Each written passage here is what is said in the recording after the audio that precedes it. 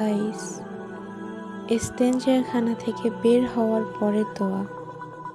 গুফরানাকা আলহামদুলিল্লাহিল্লাযী আযহাবা আনিল আযা ওয়া আফানি।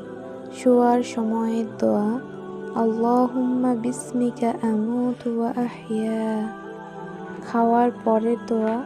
আলহামদুলিল্লাহিল্লাযী আত'আমানা ওয়া সাকানা ওয়া জা'আলানা মিনাল মুসলিমিন। দুধ পানের দোয়া।